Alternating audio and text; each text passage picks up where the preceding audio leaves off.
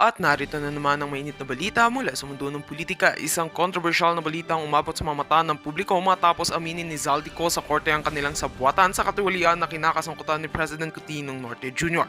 Ang bagong development na ito ay nagdulot ng matinding reaksyon mula sa mga tao at mga opisyal ng gobyerno. Ayon sa mga eksperto, may malaking epekto ito sa kredibilidad ng Administrasyong Marcos kaya't isang masusing investigasyon ang inilunsad upang alamin ang buong katotohanan. Si Zaldico, na kilalang negosyante at may koneksyon sa ilang mga mataas na opisyal ng gobyerno, ay inamin sa kanyang testimonya sa korte na siya ay nakipagsabwatan sa mga individual upang magsagawa ng mga iligal na transaksyon at katulian sa mga proyekto ng gobyerno.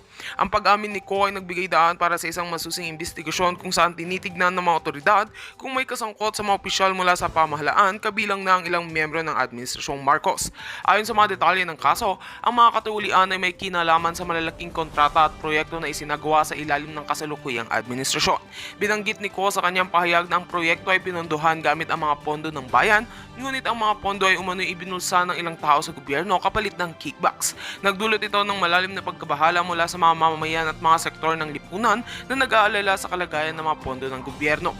Sa kabila ng mga pahayag ni Zaldico, iginiit ng Malacanang na ang mga akusasyon ay hindi patiyak at ang investigasyon ay patuloy na isinasagawa. Ayon kay Press Secretary, ang Pangulo ay hindi pa pinapatawan ng anumang kaso at hindi siya direktang kasangkot sa nasabing issue. Pinayuhan nila ang publiko na huwag magmadali sa panghusga at maghintay sa resulta ng investigasyon. Samantala, tinutuligsan naman ng mga oposisyon ang Administrasyong Marcos dahil sa mga aligasyon ng katiwalian. Ayon kay Senator Risa Hontiveros, isang malalim na pagsisiyasat ang kinakailangan upang tiyakin ang pananagutan ng sinuman, anuman ang kanilang posisyon sa gobyerno. Binanggit din ng mga kritiko na hindi lamang ang katiwalian ang issue, kundi ang kawalan ng transparency at pananagutan sa mga proyekto ng gobyerno. Hanggang sa ngayon, patuloy ang pagsisiyasat sa mga aligasyon at makakaasa ang publiko na ang mga otoridad ay magsasagawa ng makatarungan at tamang proseso. Ang mga susunod na hakbang ay magbibigay linaw sa isyong ito at malalaman kung paano ito makakaapekto sa kredibilidad ng Administrasyong Marcos. At yan nga ang mga balitang ating pagkakatutukan, at kung bago ka pa lamang sa aking channel ay huwag kakalimutang mag-like, share and subscribe para updated ka sa aming mga bagong balita dito sa Tatak Pinas.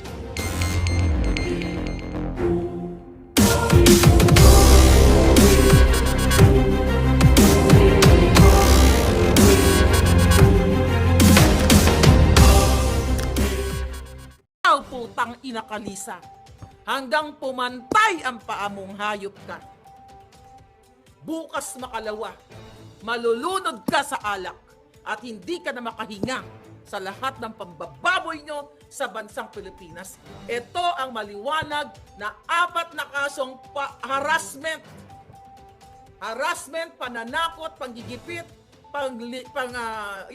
name it, lahat na. Sabi ng bobo, okay? Sabi ng bobo na troll, okay, pakialam daw ni Trump sa akin. Hoy, gago! Amerikana ako, so may pakialam sa akin. Now you know?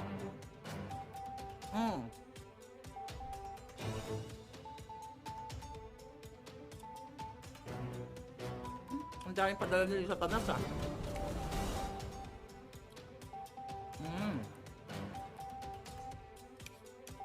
Now what, mga kababayan?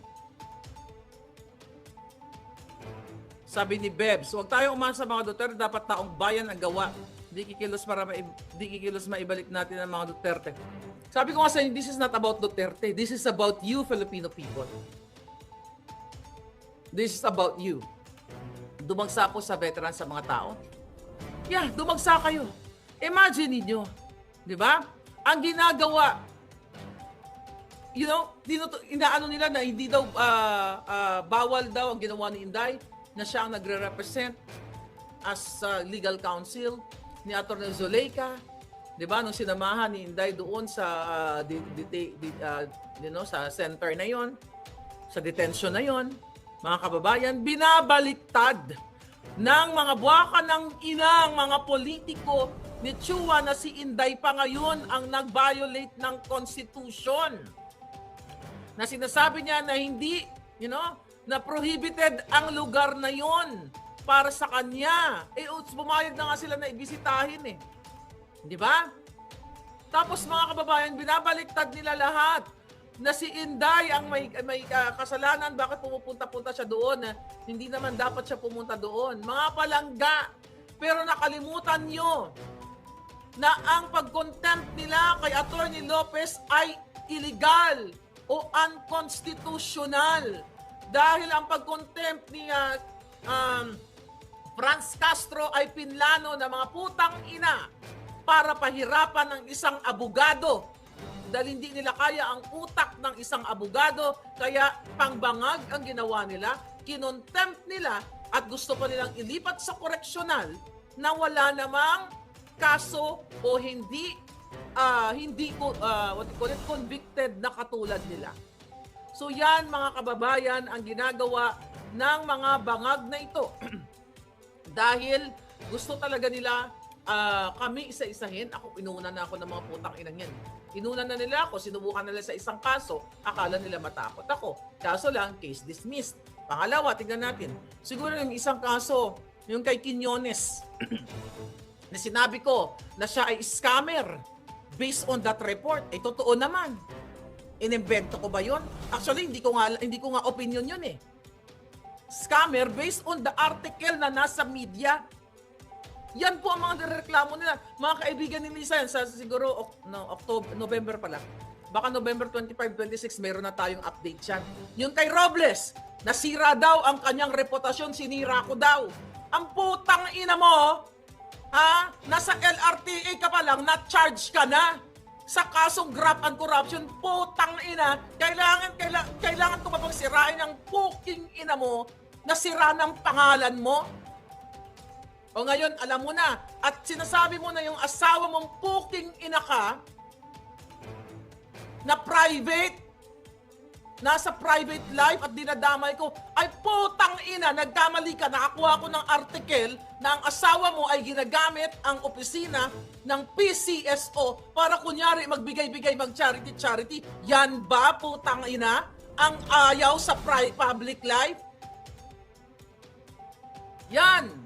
Hindi nyo naantala yan, nakuha ko yung mga ebidensya na yan. Naka-archive na lahat yan. Sabi kasi mga palangga, dinadamay ko daw yung asawa nila na nasa private life. Putang ina mo, Robles! Ang private life, ayaw sa camera. Putang ina nyong lahat. Sabi nga ni Inday. Sabi ko rin, matagal ko rin sinasabi. Private life, ginamit ang opisina ng asawa mo na mag-speak up, kunyari mag-charity-charity, ginagamit private life, siya ba ay binoto ng tao, ang asawa mo?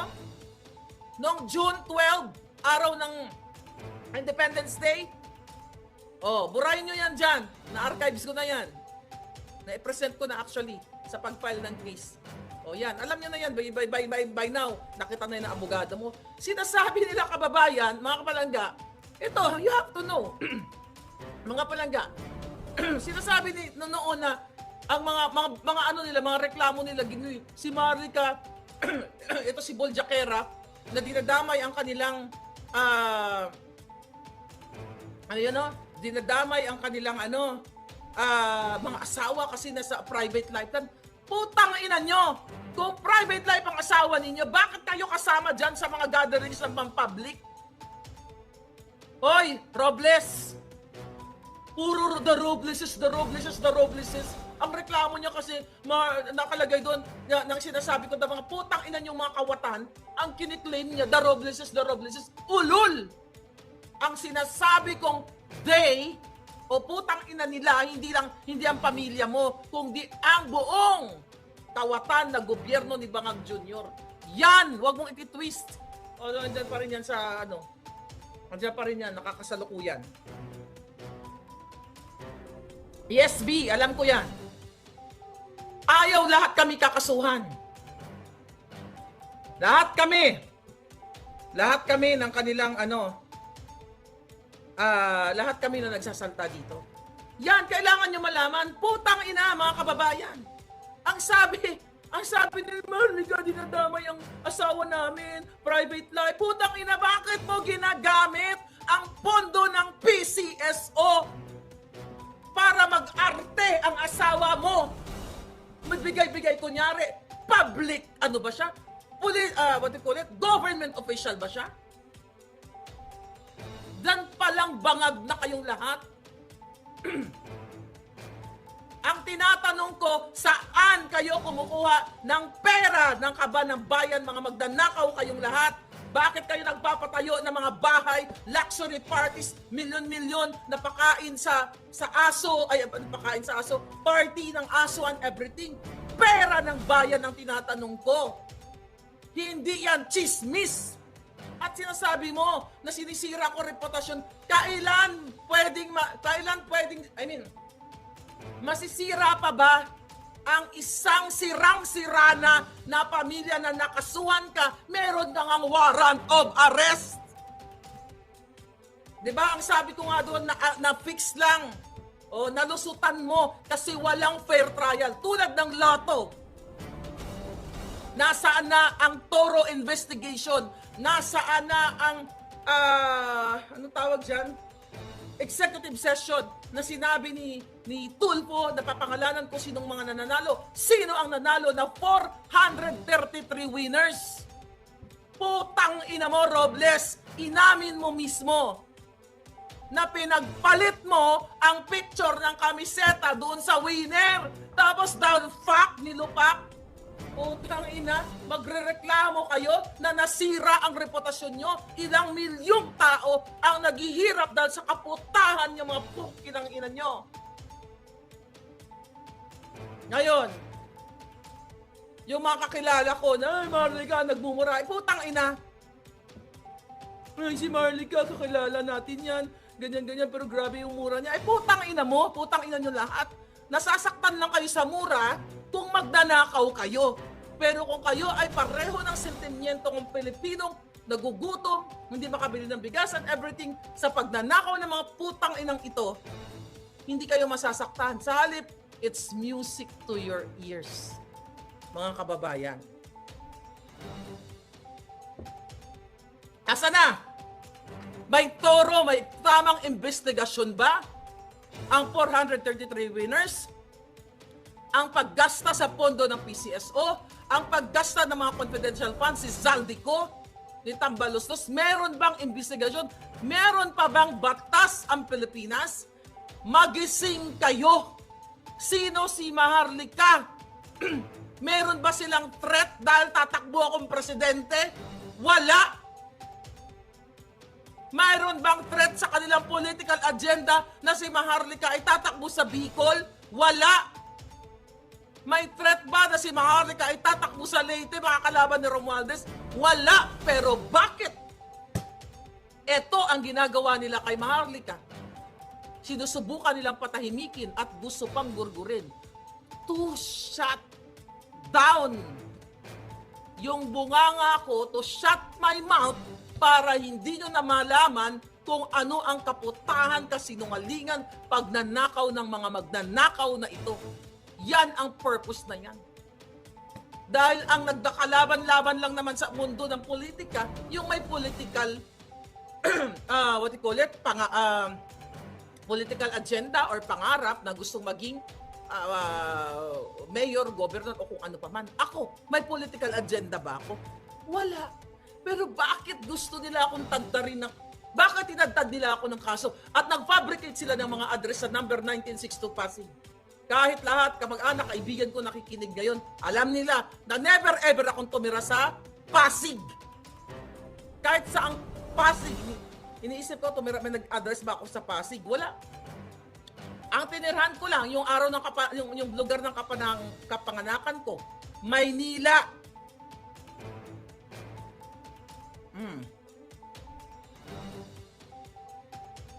Oh, ano to? Maynila, Quezon City. O, yan lang ang mga address ko. Wala akong address sa Pasig. Pero nag-invento sila ng mga address sa Pasig. O, kapatapos na balita, ito daw silang may investigasyon daw sa Senate hearing. Inimbitahan daw siya sa Senate hearing. Ewan ko patungkol saan, sa Lotto and everything. Sabi ni Ronnie, duwag ang mga Romualdez and Marcoses. Lalo minahal ng taong bayan si Inday Sara.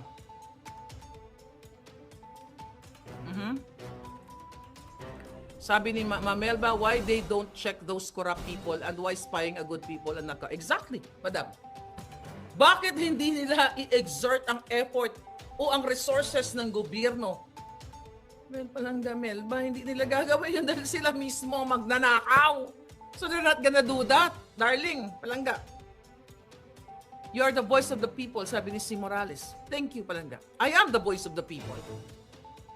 Kasi kung di naman ako voice of the people, mga Palangga, kayo manonood sa akin, at hindi naman lang ako tatargetin ng samot-saring kaso na yan. Kasalanan... Ang sabi ni Bitang, kasalanan kaya nagalit si Inday. Ano kaputahan yan? Sino ka, Bitang? Gusto mo gurgurin kita? Gurgurin na nga kita kasi nonsense ka eh. O, gurgurin kita. Paminsan-minsan. Mga nonsense, gurgurin natin. Why bother? Investigate the investigator. Yeah, Ma'am Cora McGovern. Isa din sa i-re-raise natin. Kung nalabag ba ng investigator, private investigator, kung nasobrahan ba, nag-abuse ba siya sa kanyang profesyon. Well, tinitignan natin lahat yan. Mga troll yan ni Lee Satanas. Okay?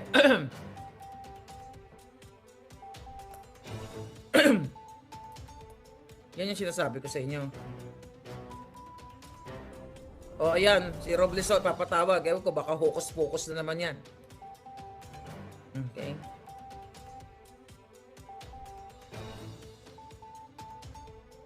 Parang nag-vlogger conference pala si Inday Sara. Hindi ko napanood. Mamaya papanoorin ko. Ayan. Ano ba kasalukuyan? Nag-vlogger conference. Hindi ko napanood. But anyway. Yung makulit sa comment section, gurgurin mo. Wala ba tayong mga palaga, pakagurgur nga.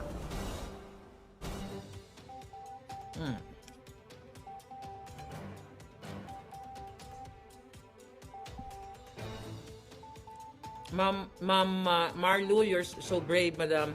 You help the Filipino people. No turning back to ito, Palangga. Kailangan nating labanan ang lahat ng mga hayop na to. Ito ang sakit sa... kaya tayo bulok sa Pilipinas. Nawala GMA News. GMA News, mga fake news. Sabi ni Palangga. Jensen, thank you so much.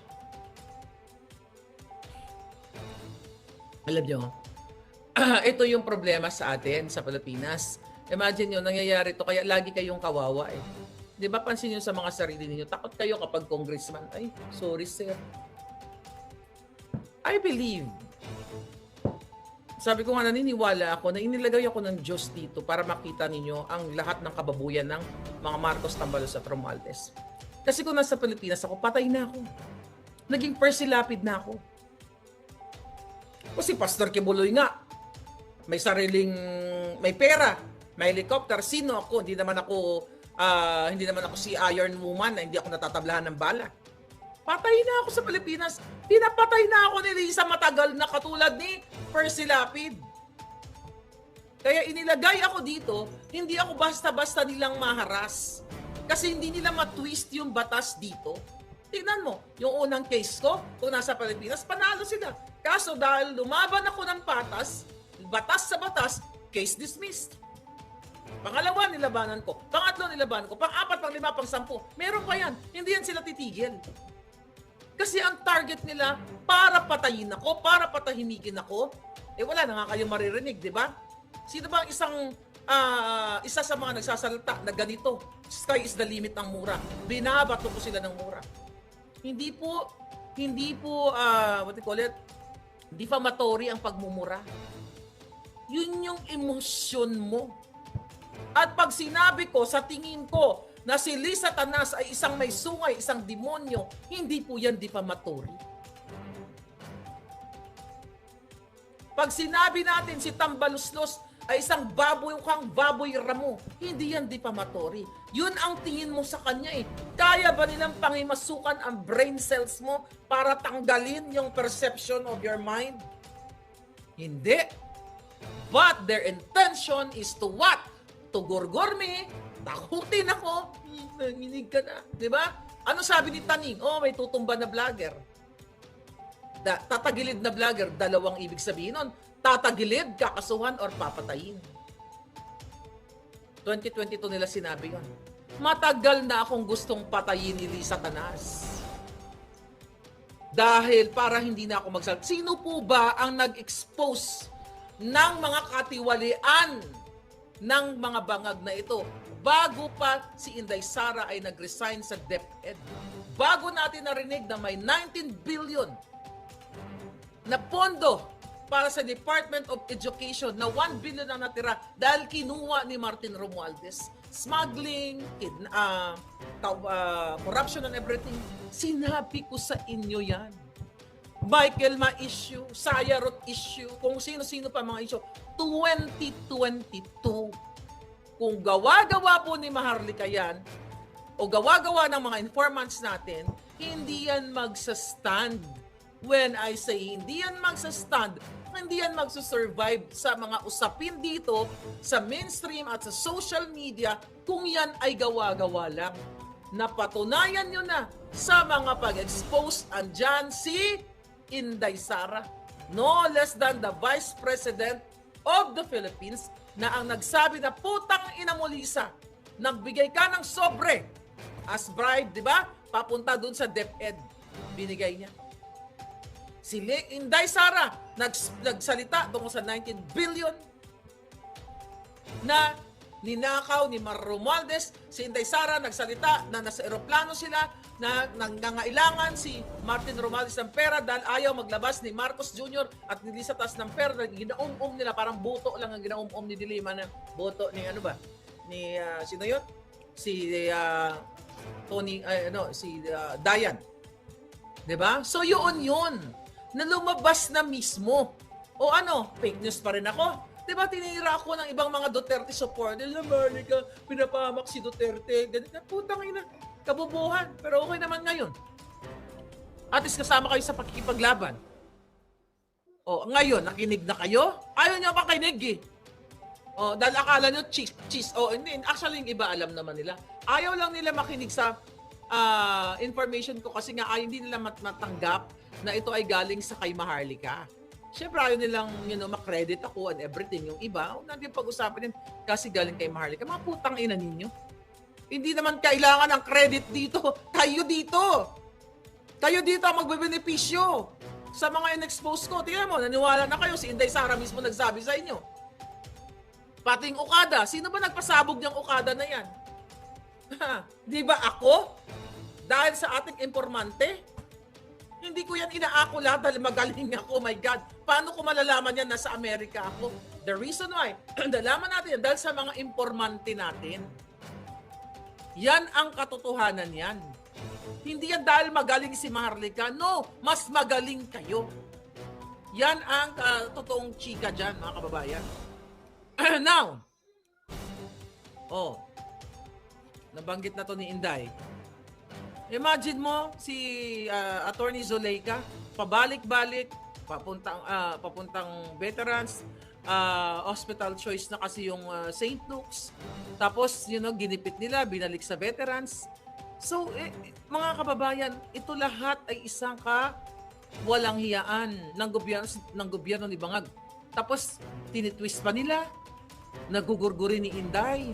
Paano magugurgur ni Inday? Yan, patay na nga siya eh. Sabi nga niya, pag ginurgur siya, tsaka gugurgurin yung 3. Tama yung sinabi ni Inday. Bakit tagapagmana daw ba siya ng mga nakaw na yaman? Hindi naman. So yan yung nakikita natin mga kababayan. Tapos ngayon si Bangag nyo, nasaan? Nasaan si Bangag ninyo? Nasa UAE. Anong drama-drama? Sana nga, hindi na makabalik yan. Sana sana di magising sa kasingot ng pulburon.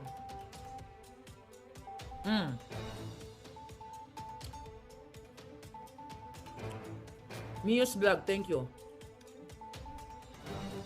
Sabi ni W. Dingayen, Palangga, take care, more precautions in your area. Okay, can I ask you something? Sa mga palangga ko, ngayon lang ako manghihingi. May gusto kasi akong bilhin. Pero hindi ko kaya. Gusto ko hindi, totoo to. Baka naman may gusto mag-sponsor ng may gusto akong bilhin na na vest. Okay? Baka mayroon dyan nagtatrabaho na may gusto akong bilhin na vest na bulletproof. Okay? At saka meron palang nabibili, may kaibigan ako na nagsabi, bumili ka ng ganito. Merong helmet, okay, na, bulletproof din. I'm serious. Kasi mahal eh. Nasa $500 something at saka nasa baka may mga nagtatrabaho dun sa store. I need the vest. Ito seryoso. I need a vest at yung helmet. Okay? Kailangan ko ng helmet at vest na bulletproof. My address is here. Bibigay ko address ko sa inyo. Kunyari wala nakita. No. This is my mailing address. Ay, hindi na lang. I-email nyo na lang ako. Diyan, yan. Kung sino mayroong vest lang, kahit luma, vest at saka helmet na bulletproof, ayan po yung email ko sa Proton Mail. I-email nyo ako. Yan na lang, ha? Tactical vest ang need mo. Yan, tama. May nag-send na sa akin eh. I'm serious. Kasi nung nalaman ko kahapon na private investigator ako, this is alarming. Although, I will add this information sa FBI. No, hindi ko bibigay address ko talaga. Of course na. Di ba? Ayan yung email ko. If you want to, to gift me, Pasko naman eh. Regaloan nyo na ako ng vest.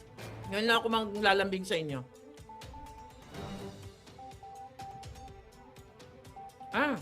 Sabi na Operian. Ayan palang ga. Mag-email ka nga ulit. Dami kasi nag-email sa akin. Andiyan palang. Sorry kung hindi ko kayo nasasagot. Ayan po yung email natin. Doon sa libro.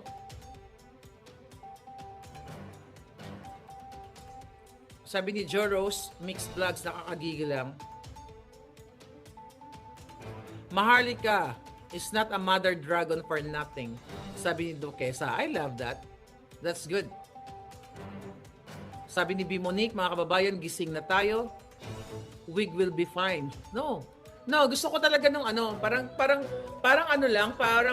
ang cool lang na meron kang helmet na bulletproof. Yeah, para bang nagda-drive ako. Brrr. Naka-vest, naka-bulletproof ako, mga palangga. Anyway, mga kababayan, ayun na lang, may didil lang ako ditong kaguluhan.